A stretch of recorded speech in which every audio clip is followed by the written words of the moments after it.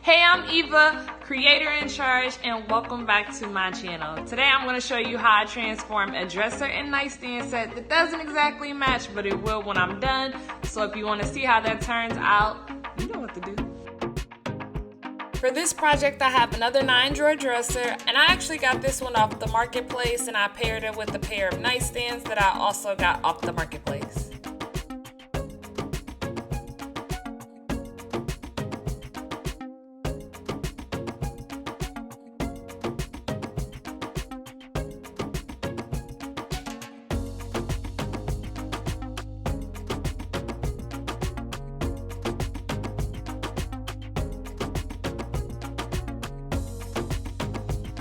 For this makeover, I knew that I wanted to stain the top of the dresser and a nightstand, so this is the stripping gel that I used, citrus strip, as well as the mineral spirits once I wanted to stop the stripper from working, and I'll show you how I did that in a second.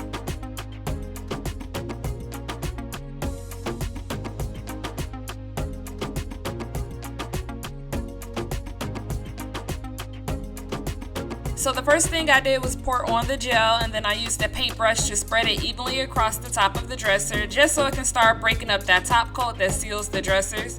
And then I left it on there for about an hour before I came back to scrape it off.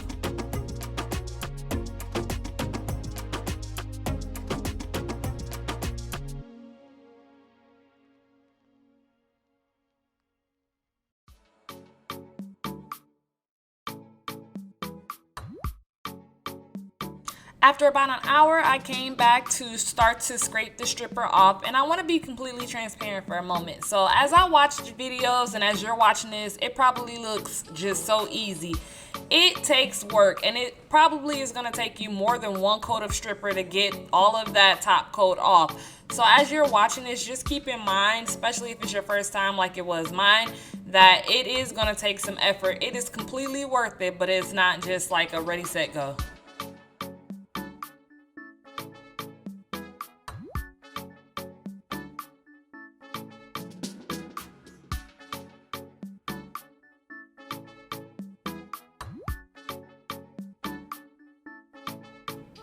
Here I'm putting the mineral spirits on top of this is the nightstand, but on top of the surface to stop that stripper from stripping. I honestly did it too early. After I did this, I still had to go back and put on another coat of stripper because I still had to take off some more top coat. It was just too much. But once you finish putting that stripper on, just make sure you put the mineral spirits on to stop the process. After my second round with the stripper, this is what it looked like. And then I had to go back and use the sander to get the remaining top coat off. So if you have something that looks like this, once you finish using a stripper, don't be surprised. You may have to just go in and sand off the rest. You can see here that I finally got it all off. And excuse the lighting situation, it was night and that light needs to be replaced.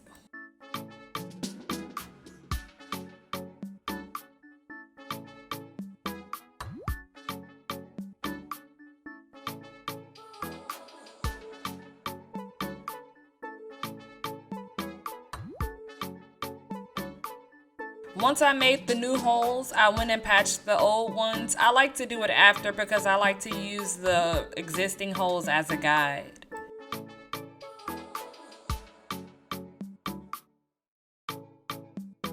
Now when it came to drill the holes for the bottom part of the nightstand, I did lazy math. My holes were crooked, so I don't recommend doing that. Just measure it out right, y'all, so y'all don't have to redo it like I did.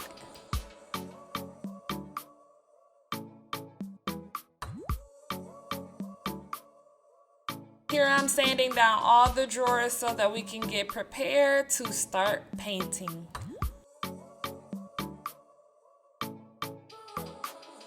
And just to make sure that I didn't accidentally get overspray or paint on the top of my dressers, I covered it with this paper because I wanted to stain them last and I wanted to paint first.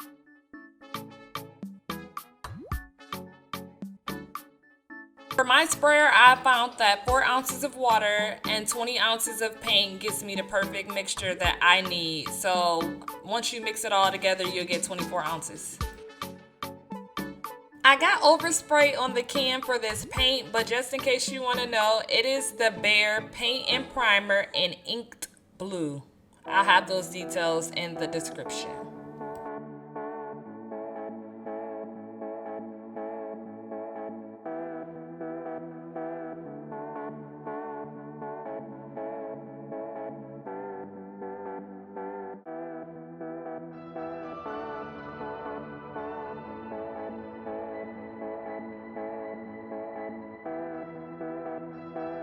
And as I was working hard, I was still watching Kev on stage because I am a member of the stage crew. So, you know, you gotta multitask.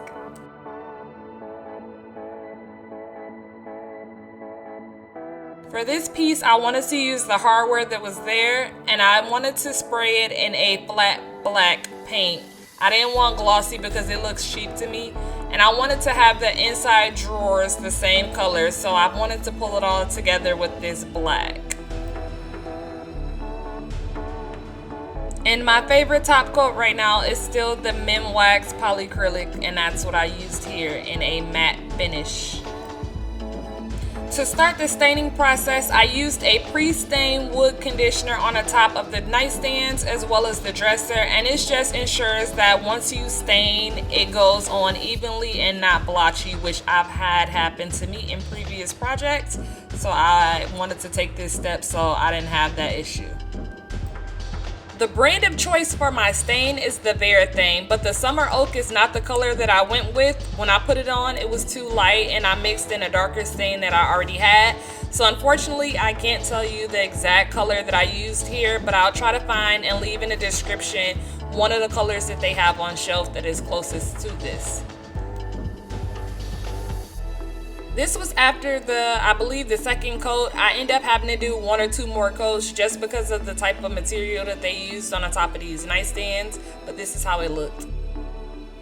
And after I got the stain where I wanted it, I used this polyurethane in semi-gloss because I wanted it to have a slight gloss. So I'm at the end of the project, I'm putting the hardware back on, and I stick my screw into one of the pre-existing holes and pop out the wood filler. Go figure. So my recommendation is if you ever replace holes, look inside the drawer before you stick a screw in there so that you don't pop out the wood filler. I had to go back, refill, sand, repaint, and re-top coat. It sucked. Don't do it.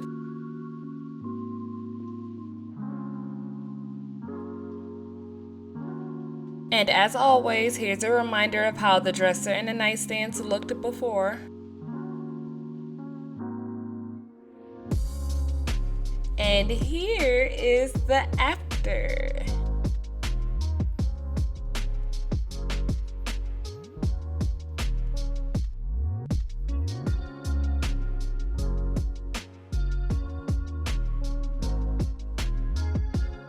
This was so different for me in a good way, but I was super proud of how it turned out. I am super proud of how it turned out.